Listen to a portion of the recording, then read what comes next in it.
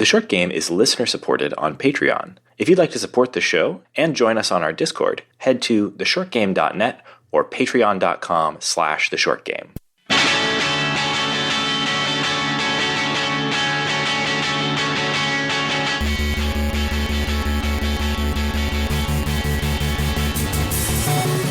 Welcome back to The Short Game.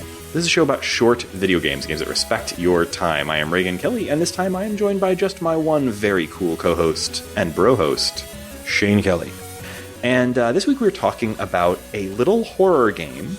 We usually try to do at least one horror game during the month of October. Here we're jumping the gun a little bit just because of the way our schedule worked out. We may do another one towards the end of October, closer to the true spooky season. But this week we wanted... When you say we usually try, we usually fail. That's exactly right. We usually get around to a horror game in like mid-August or something like that. Like months and months and months late. We're really bad at schedules. It's a fact. Speaking of schedules, we're doing IF comps soon. That is the one part of our schedule that remains pretty consistent. Look forward to it, please. But yeah, this week we are talking about Paratopic. Paratopic is a horror game. It was originally a PC itch.io type of thing that recently, as in within the last month, came out on the Nintendo Switch, which is a bit of an unexpected port.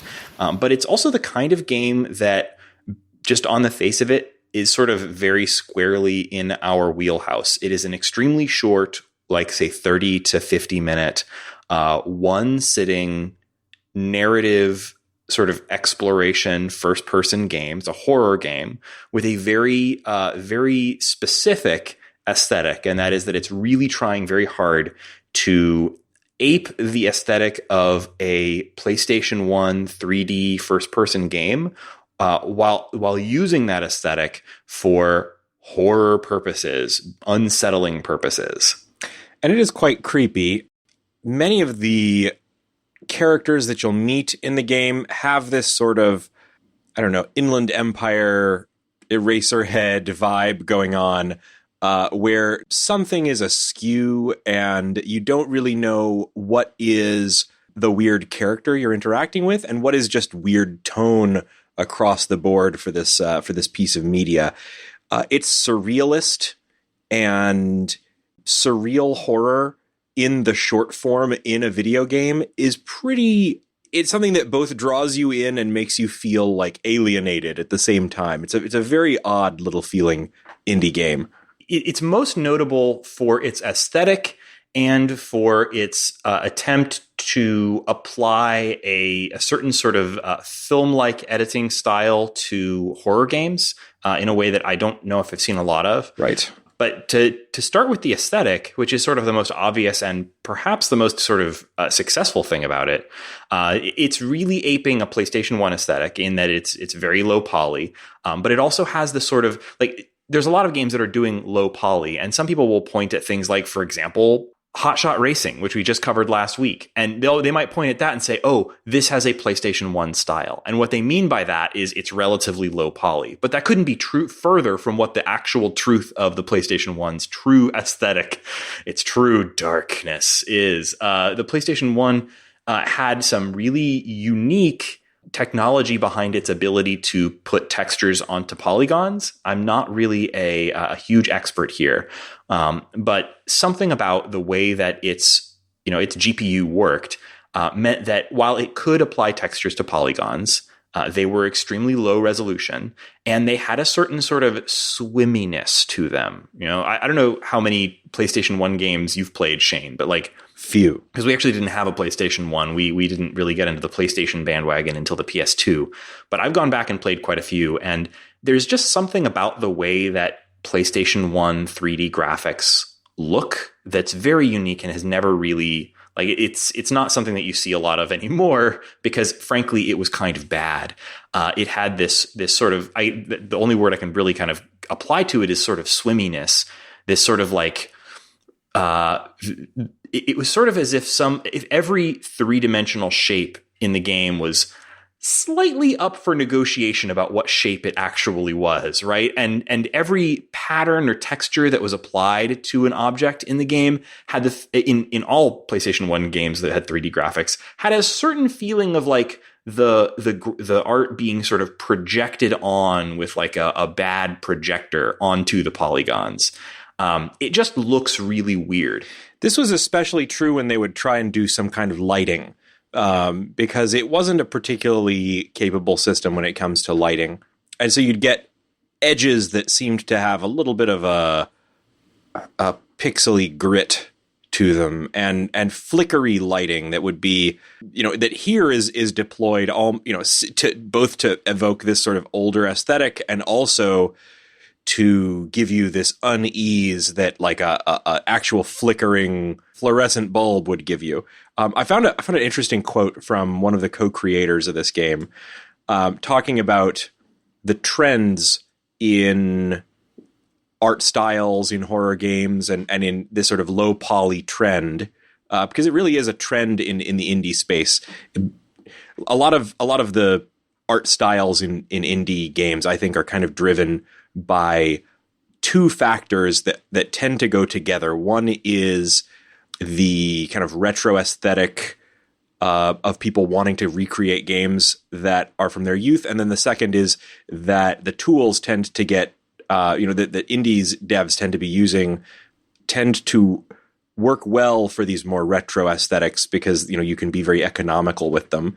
But the co-creator of the game, Jessica Harvey, said, "I think that as far as trends go, you can map a broadly equivalent length of time between the wave of 8 and 16-bit indies and the recent emergence of low-fidelity 3D indies, that you can between the length of time between those styles to original prominences," which I think is kind of interesting to think about. We're sort of seeing a parallel timeline of indie games that are kind of reenacting the original eras of technological development of games in the first place. I think that's kind of an interesting idea. Yeah, and it is kind of an interesting thing to look at with this particular game because, like, a lot of, if you look back at the sort of early waves and even current, because this wave has never gone away, of indie games with a 2D poly or 2D pixel art aesthetic, a lot of those were kind of trying to apply that aesthetic or their own modern spin on it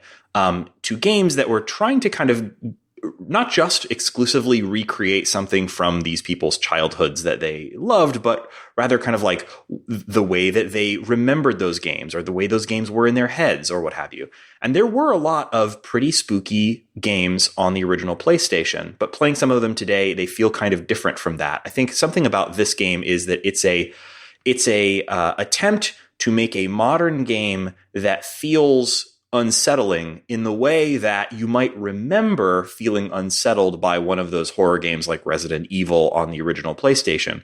But obviously, in order to make you truly unsettled from a game today, you have to do some different things. And this game definitely does. It also brings in inspiration from like Shane, you mentioned Eraserhead, that style of movie making, the sort of David Lynch style. And it's also bringing in inspiration from sort of like, VHS horror films that you might have rented in the 90s and that sort of thing. Another thing that is going on here is you have both this low poly game aesthetic, but today when people are looking back at that aesthetic and they're trying to create a novel visual style using it, it brings that together with the kind of VHS fuzzy aesthetic and the CRT effects and like the feel of watching a horror movie on VHS, Yeah. And trying to put all that together in a blender can look really good and quite scary when you do it well. Yeah, and using the aesthetic trappings here of like the PlayStation 1, for example, in a more specific and intentional way can lead to things that are really unsettling. An example here would be like, go back to the PlayStation, play any game that tried to have like any kind of detail on three-dimensional characters' faces. And, we were talking about the problems with its ability to draw textures onto polygons before. You'd always have these sorts of issues where maybe the eyes weren't always in the same place on a person's head, or their face I know exactly what you're getting towards. Exactly, shifted slightly off center on their face. And then this game doesn't do that by accident. They're doing it very specifically to be creepy. So you'll have a conversation with a character where their face is right in your face, and their face is sliding around on the three-dimensional model of their head in ways that are really kind of creepy. And it's really neat to see those sorts of things that were like accidents in the past made intentional here, and like how are those choosing to be deployed. It's really kind of cool.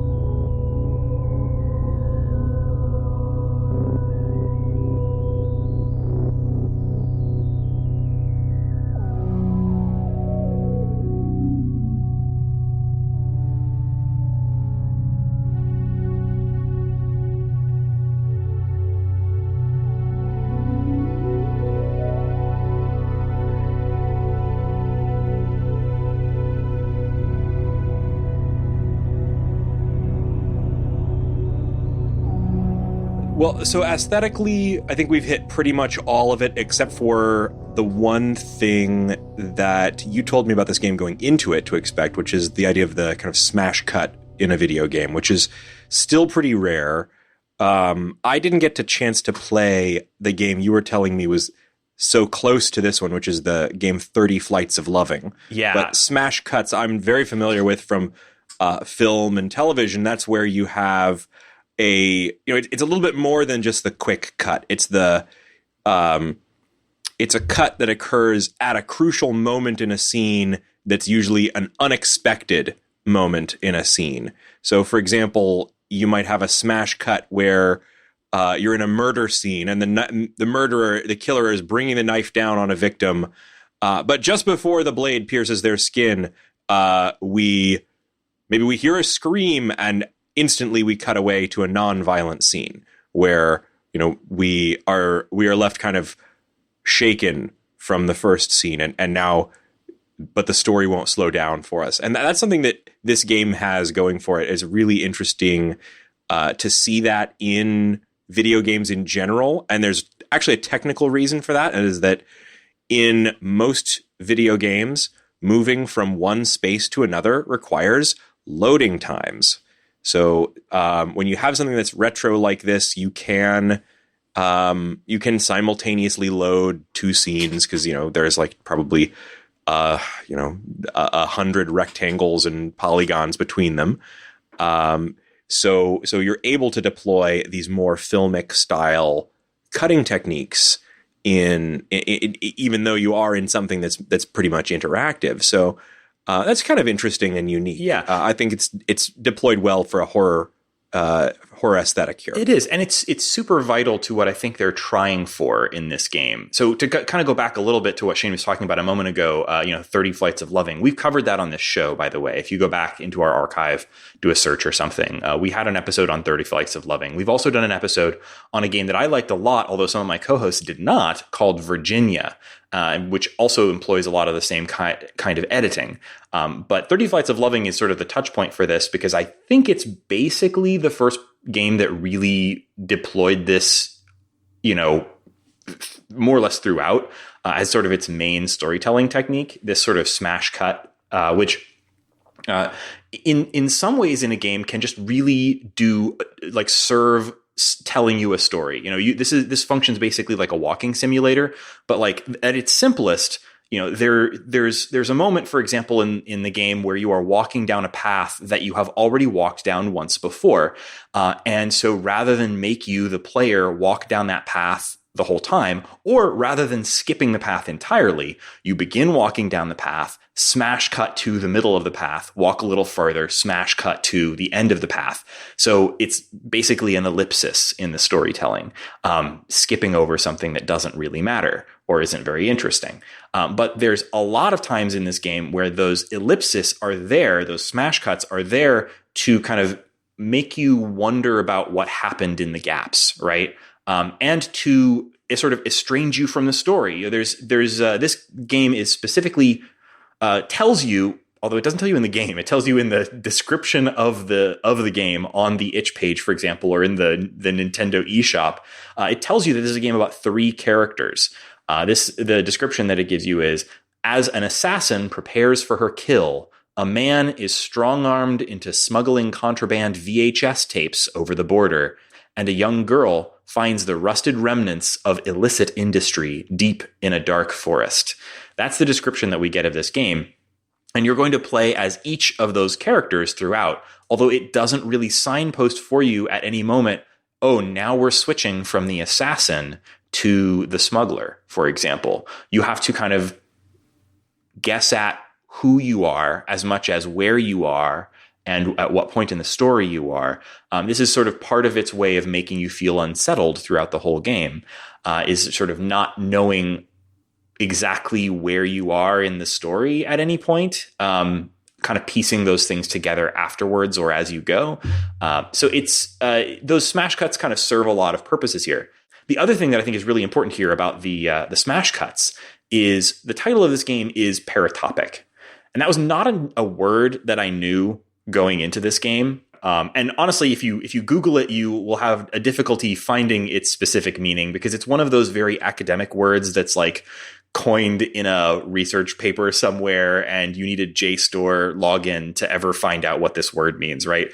But I did a little Googling, and what I believe they're referring to with the title is paratopic space.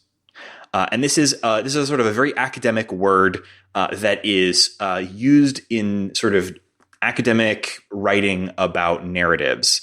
And so it's kind of used to distinguish what's called paratopic space from utopic space. So utopic space is the space where the story happens. So the space where events of your story occur.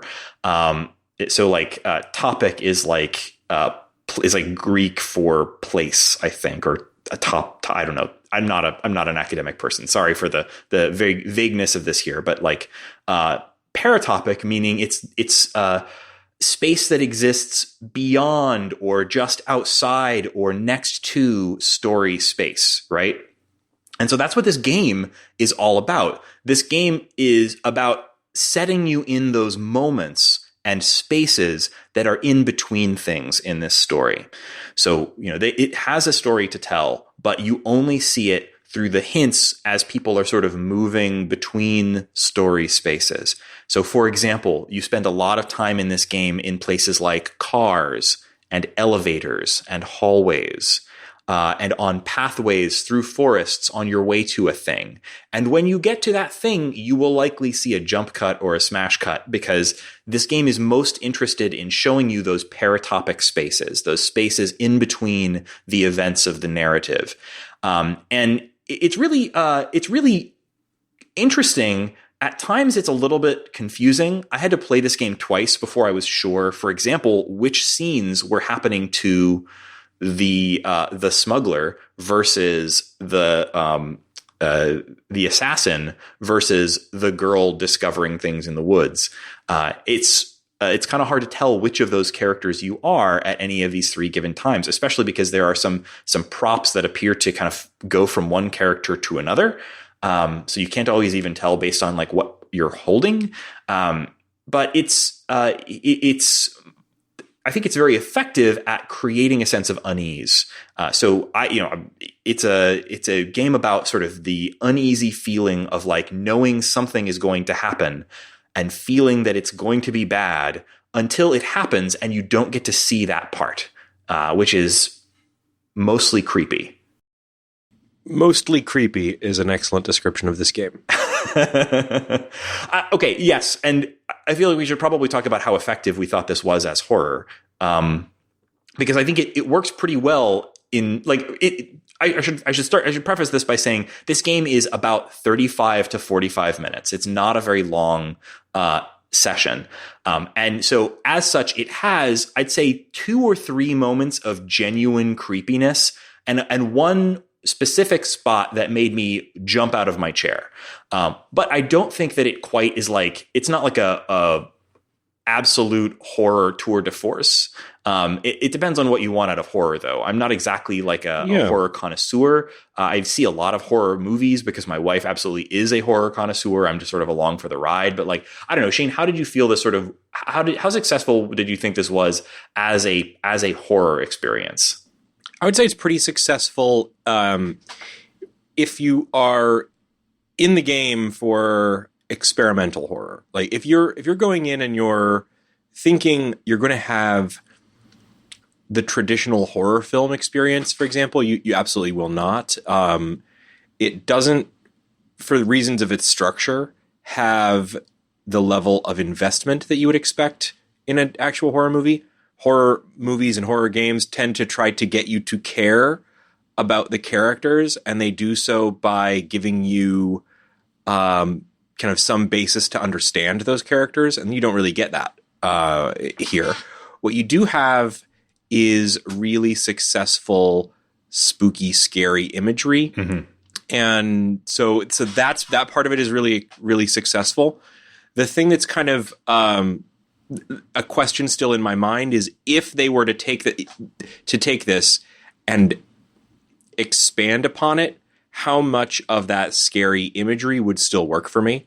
Because a lot of it is, this is something that feels familiar and yet twisted and scary. And how scary will it stay the more familiar I become with it, if that makes sense as a question.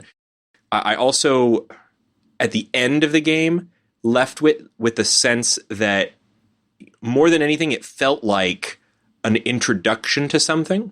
It felt like the first 30 minutes of an action horror game that was really slowly easing me into it. I could see that.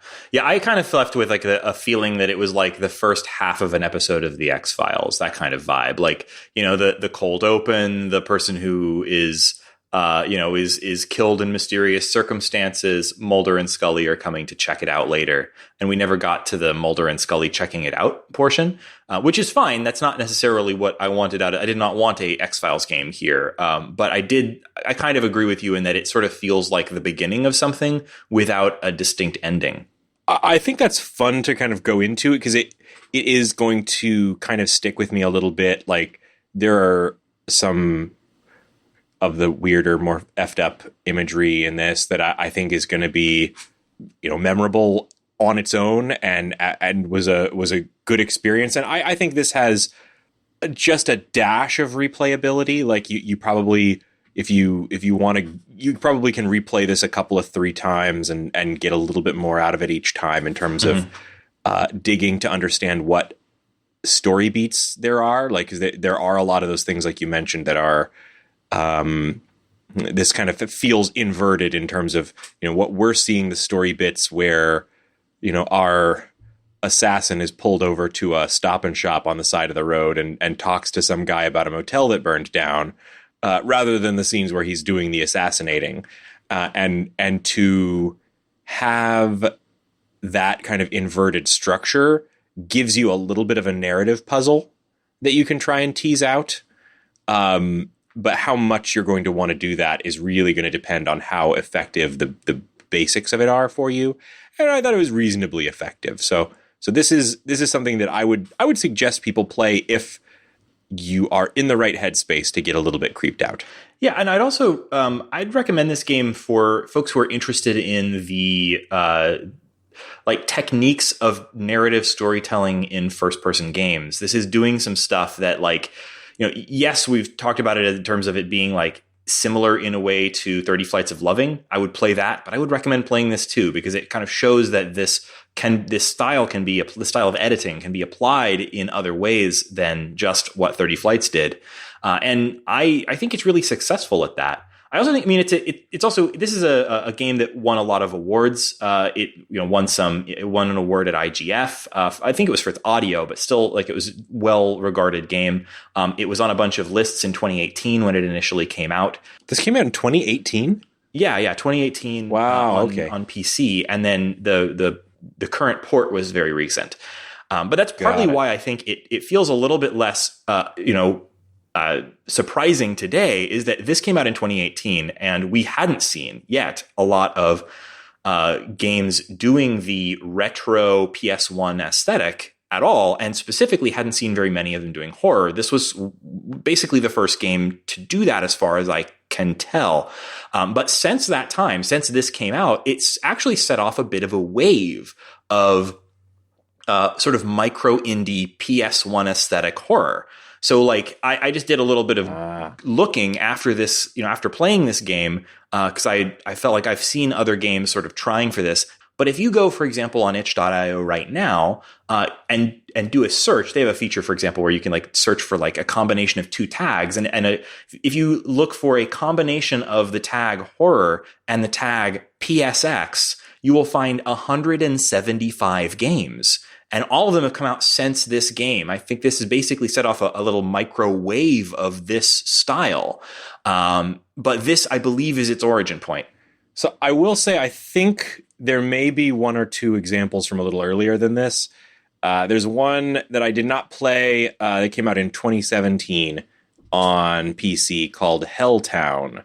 That is a very PSX-inspired horror game. It's a little bit earlier than this. So I feel like... Okay, this one I've never seen. Maybe this just goes back to that quote that I had from the developer about the progress of indie games kind of slowly creeping down the retro timeline. Yeah. I'm so sure maybe that this isn't like just a vibe whose time has come. There's really no firsts in games. Every time I ever make an argument that something is the first of anything, I'm almost immediately disproven. Like that just happens. There's always an antecedent. There's always something that came before. But you're right. This definitely looks like it's doing this sort of vaguely PS1-y aesthetic, and it's attempting a horror thing. So, but hey, like there are a lot more after it than before. We'll put it that way. And there's a couple that have been pretty notable. I still haven't played them, but for example, like there's one that made a lot of rounds on blogs a little while ago called Haunted PS1 Demo Disc, which is exactly what it sounds like. And actually, that sounds like exactly what I want more of. So I'm going to check that one out when I have some time, because I want a Haunted PS1 Demo Disc. And there's actually a developer called Puppet Combo that seems to kind of specialize in this too. So I've seen a couple of their games. I think one of them was in that itch.io bundle a little while ago called Babysitter Bloodbath, which is a 3D like slasher game with a sort of VHS meets PS1 sort of vibe to its graphics. I don't know if that's any good or not, but it certainly looks interesting from the graphics. So this is definitely something that like, I feel like this is a good match between a genre horror game and aesthetic PS1 style. I think it's a good match.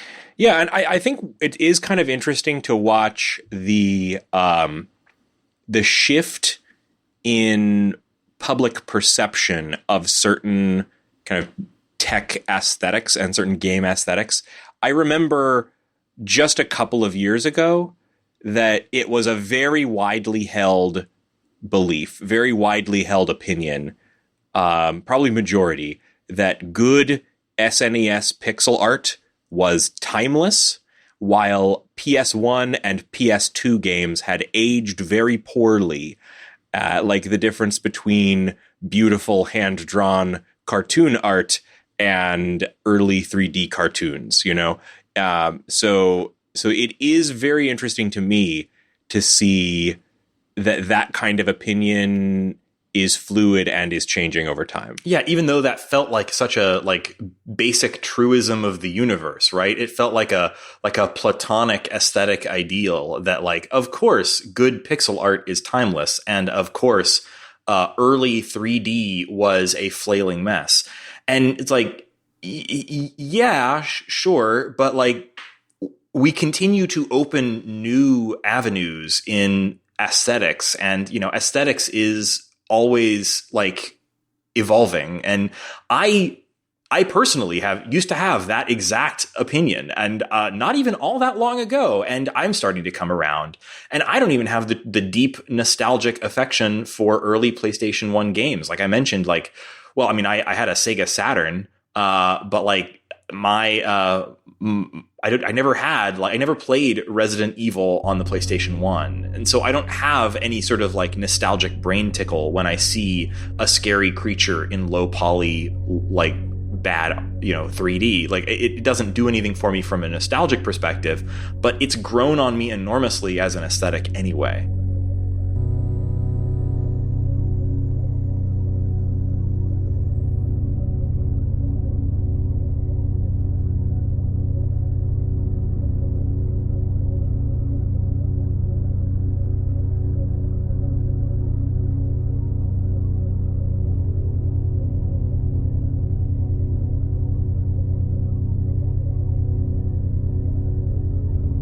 So that's Paratopic. It is available on itch.io, where you can get builds for Mac and Windows and I believe Linux as well. And it's also recently become available on the Nintendo Switch. It is about a half an hour to 45 minutes, maybe 50 minutes if you do quite a bit of exploring. And it costs $5.49.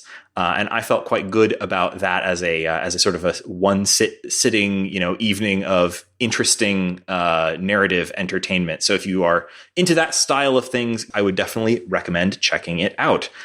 Very interesting. And with that, I think we'd like to turn from the grim and heavily pixelated and spooky world to bright and shiny and happy things that are making us happy. We have a segment on the show where we like to talk about things that are making us happy.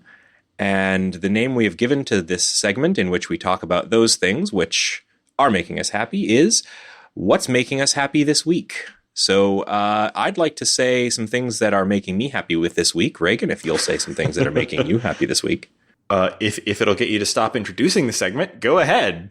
I always like to have a nice, long and complex introduction to the segment making us happy this week, because I feel like it really needs to be explained. Thank you, Shane. So the thing that is making me happy this week is a documentary.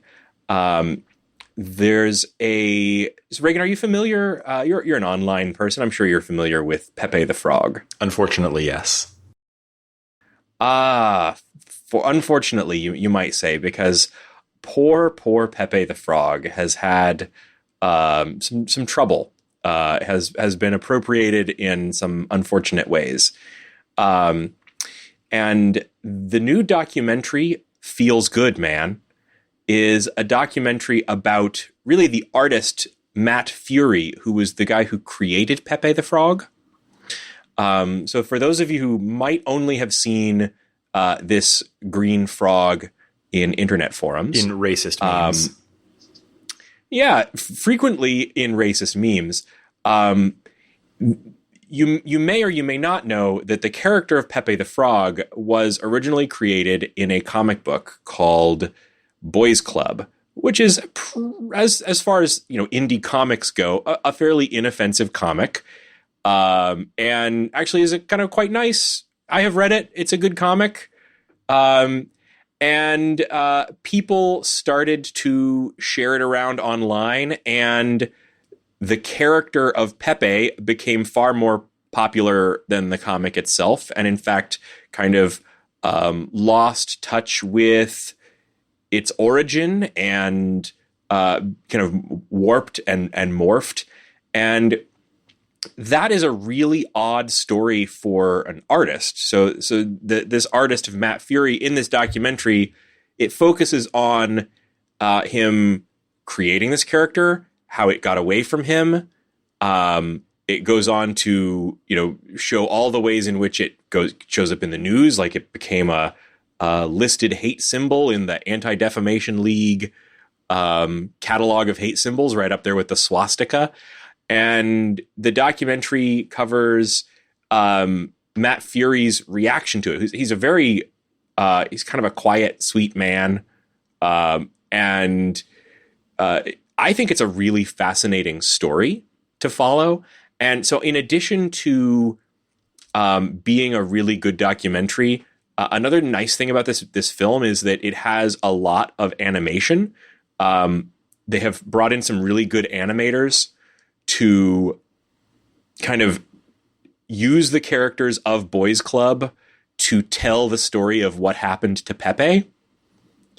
In a way, because it kind of treats this animation almost like a frame story. And I thought it was a really well-made film, told a really interesting and important story. And I was worried it would be a total downer, but it actually is not a total downer. There's some redemption for Pepe at the end of this story. So I definitely recommend it. It is a political documentary, but it's sort of political adjacent. So if the dour state of politics is depressing you too much, but probably get away from it entirely. But if it's just depressing you a little bit, maybe Pepe in Feels Good Man would be a good thing for you to check out. I definitely would suggest it. I really want to see that. I remember following, some articles, for example, about that whole saga with great interest, but I had not seen this documentary yet. So where can people watch that? Is it on Netflix or? You can find it on Amazon. It's not on Netflix. I think right now, it just won a bunch of awards at Sundance. Okay. And I think you can check it out. Probably best place would be on Amazon where you can rent it. Okay, gotcha. Well, I'm definitely going to try to check that out soon. That sounds really good. I was going to recommend a video game that I've been playing recently, and I've actually been playing it for a couple of weeks now. I have been playing CrossCode on the Nintendo Switch. And I've been noticing something, this is a bit of a pattern for me lately, is that like, I don't really like jumping into games that are early access, even if they sound like they're really up my alley, because, early access just feels like paying to beta test something to me. My time is limited. I like, I'm only going to play most games once. And this especially applies to like narrative focused games, because I'm certainly not going to go back and probably play it again once it's been, fleshed out or whatever. And I don't like playing the first half of something and then coming back to playing the second half 6 months or a year later. It's not for me. And even like run based things, I tend to not like it because I know I don't want to play the unfinished version. I want to jump in when it's done. Right. But there's been a real pattern that has been happening a lot lately. I would say almost sort of starting with Hollow Knight, of like games that spend a long time getting polished and perfectly honed in early access on PC, and then launch in a sort of a final 1.0 on Switch. And like that happened with Hollow Knight. I know what game you're talking about. Well, I'm talking this time about CrossCode, which I mentioned already. Oh, I thought you were talking about Hades. Yeah, the same exact thing. Like the same thing is going on with Hades. People are losing their minds about how good Hades is, as if it came out of nowhere, when in fact it's been sort of out and being polished and being improved in response to community feedback. Yeah. For a couple of years, playing Hades right now. Yeah, I just downloaded Hades, but I've told myself I want to finish CrossCode, which is what I'm talking about now, before I start Hades. But like, this is now apparently my thing, is like waiting for these big multi-year early access properties to finally release in 1.0 on Switch specifically, and then jumping into them, and it's been great. So CrossCode is a really weird kind of amalgam of things. I tweeted about this a while back, but like specifically, like it feels like it's a top-down game with a sort of Zelda-like action adventure style, but with a little bit more going on than a typical like 2D Zelda, because there is jumping. You have both melee and ranged attacks that you can use constantly or even sort of simultaneously. And on top of the sort of Zelda style action and Zelda style dungeons, there's lots of dungeons, and they're very big with lots of puzzles. And actually something kind of fun about it is that even the overworld, getting from one city to another, for example, across the map, involves solving a lot of Zelda style puzzles. It's very like micro puzzles constantly that are like the kind of fun ones that don't stop you and make you like screech to a halt, but like give you a little something to do all the time. But then on top of that, it's got sliding block puzzles. Got it. Yeah, actually, yes, but like good ones. There are no good ones. There are good ones in this. There's also a JRPG style like item and loot mechanic. So you're constantly upgrading your weapons and armor. You're constantly collecting items that you can trade with vendors. All that sounds a little annoying, but it's handled in ways that make it really fun and adds to the experience and keeps you moving. And the story is really unusual. And it at first sounded like something I wouldn't like. So I'll say, like, if this sounds unappealing to you, trust me, it's better than it sounds, but it's also opens up some really interesting possibilities for the game.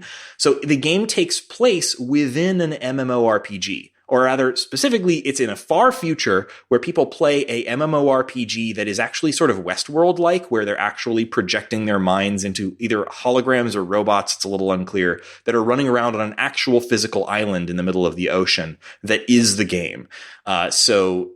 Everybody is sort of logging into the game and projecting into these like robots, but it has the MMORPG structure. So there is a plot to the game that you're all playing together. Every single person around you is playing this game, quote unquote, cross worlds, with the game within a game.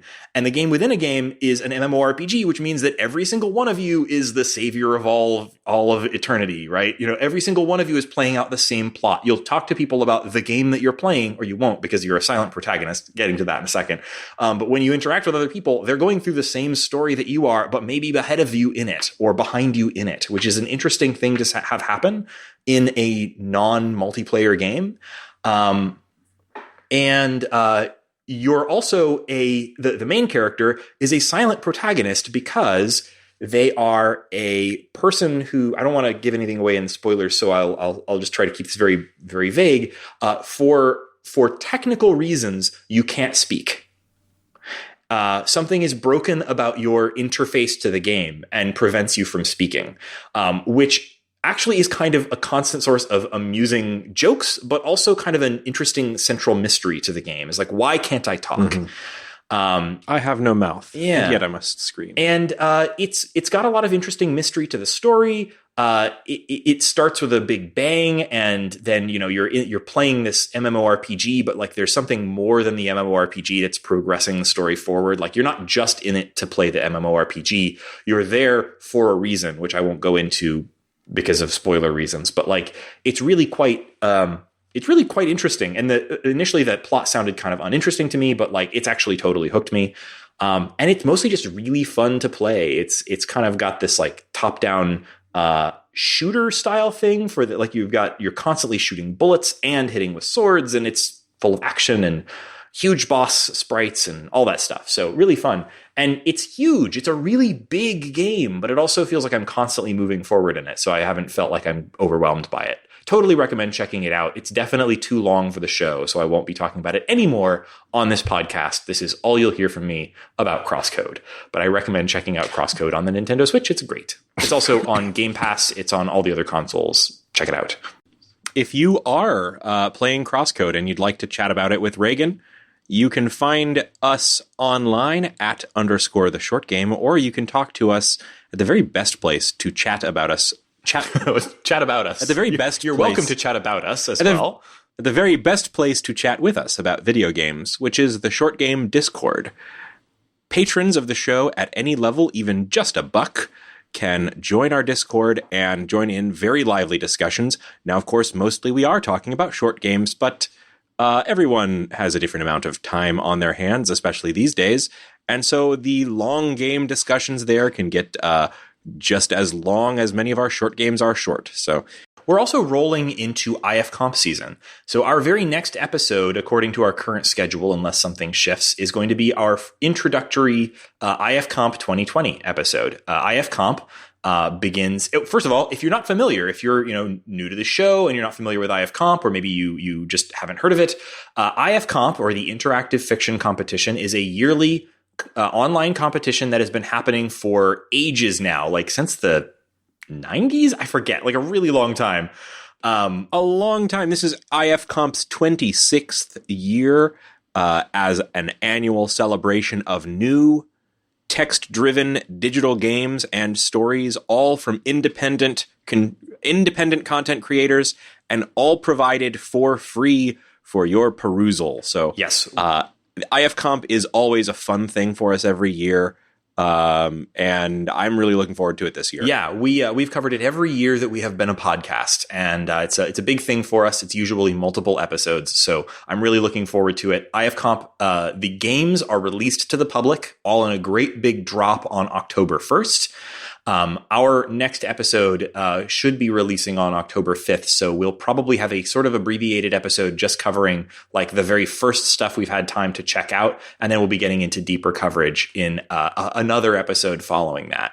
So really looking forward to talking about IF Comp, and our Discord is a great place to talk about games in IF Comp. IF Comp is one of those things where we get this massive drop of games and everybody's kind of going through it, trying to figure out what to play, what's interesting. And so having a place to chat about that stuff in real time can be a real plus, especially if you're not a forum person. A lot of IF Comp discussion happens on forums, but I'm more of a chat guy. So join us on our short game Discord and talk to us about your IF Comp thoughts. We really would love to have you there for that conversation. And we'll be doing that throughout Come talk the month to of Chat October. Guy Raygan. Yes, Chat Guy Raygan. So you can also find me on Twitter at RayganK. I'm RayGank. And Shane, where can people find you on the internet? I'm on Twitter at 8BitShane. And listeners, thank you so much for listening to The Short Game.